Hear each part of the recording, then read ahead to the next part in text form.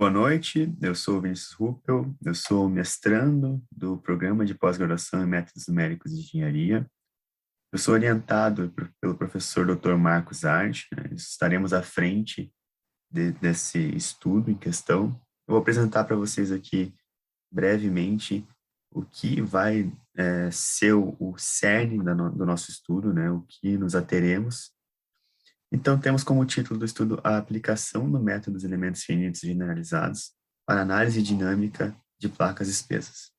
Então, a gente vai, né, nos ater a placas espessas, propriamente dita, e analisar ela dinamicamente, principalmente no que tange a vibrações, né? E vibrações livres em placas espessas será o nosso alvo, né?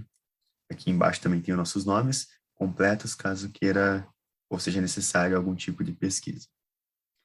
Então, um breve sumário do que vai ser abordado nessa apresentação em questão. Então, tem uma introdução leve do tema, o que de fato é abordado no método dos elementos finitos. Com essa introdução do tema, eu espero que tenha uma ambientação normal, a gente possa, a partir desse momento, formular até onde a gente vai conseguir ir, qual é a nossa proposta metodológica para tudo.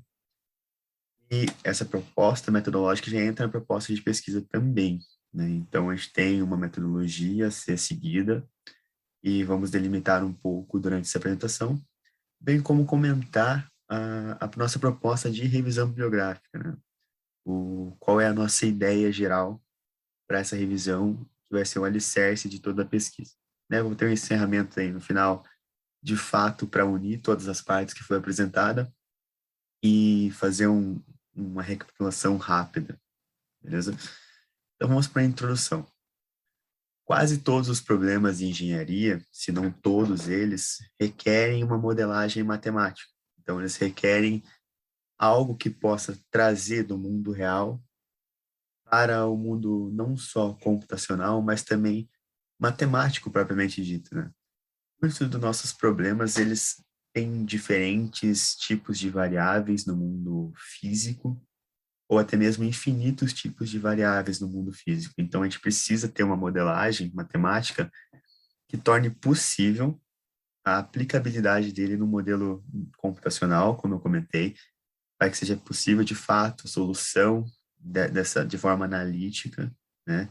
Ou mais próximo da forma analítica, e até matematicamente, né? Por vezes, fazer uma representação fidedigna 100% é impossível. Então, temos de fazer algumas simplificações para que seja possível analisar de maneira geral. Essa modelagem ela pode seguir vários tipos de métodos. Então, ela pode seguir o método de elementos finitos, né, normal, o método de elementos finitos generalizados, o método de elementos de contorno.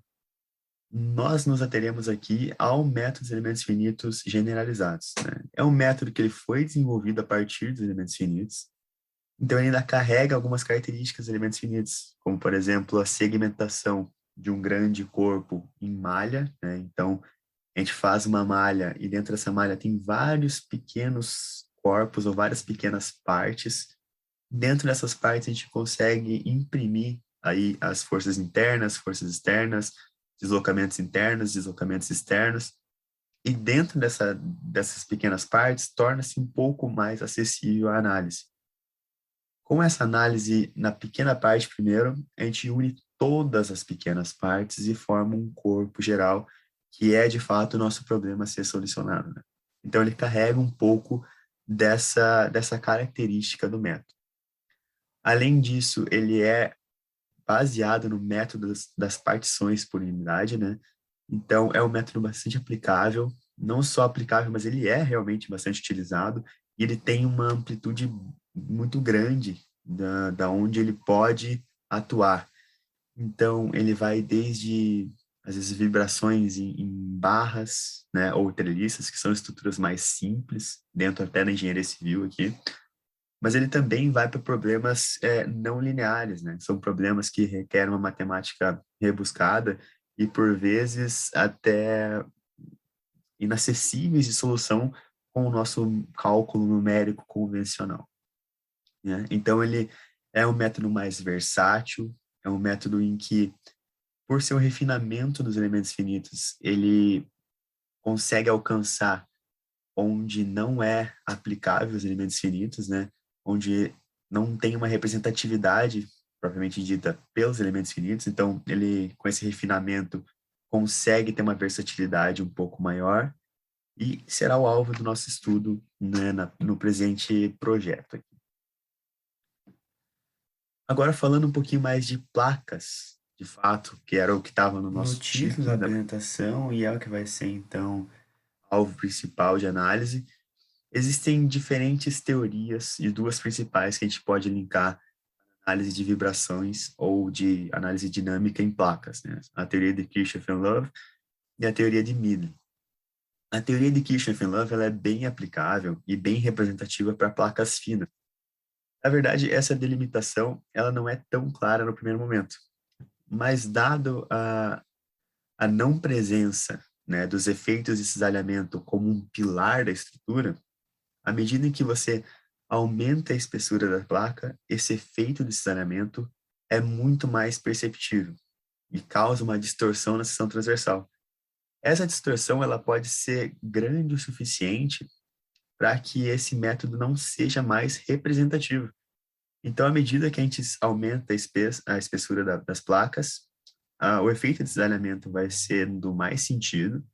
Sendo mais sentido, gera uma distorção na seção transversal, e essa distorção na seção acaba tirando a representatividade dessa teoria na análise das placas. Então, por isso, ela é mais indicada para as placas finas. Já para as placas espessas, a gente vai para a teoria de Meadly.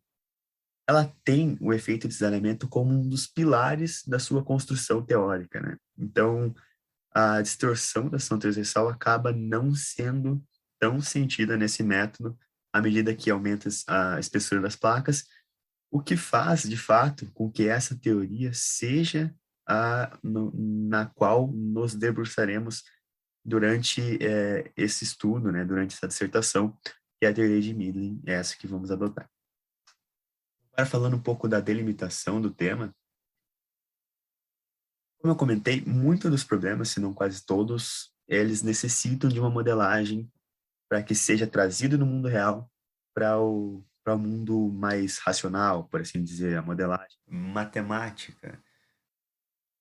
Muitos desses problemas, eles são regidos, né? O seu regime, de fato, é por uma equação diferencial.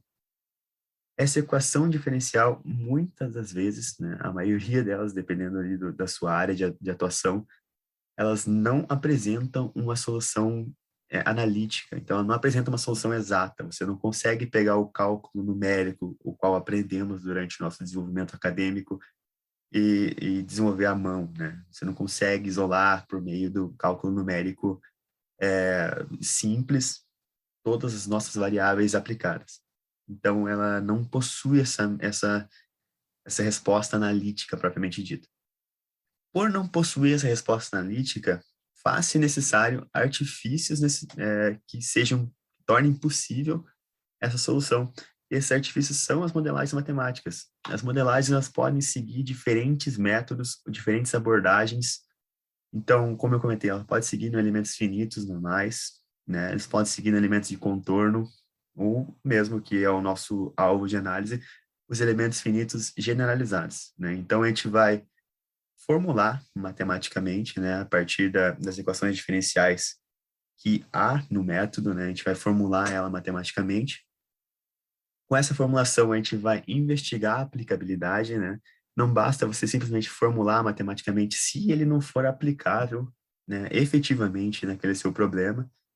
E investigando essa aplicabilidade, a gente também é possível, né, posteriormente, fazer as análises críticas dos resultados obtidos.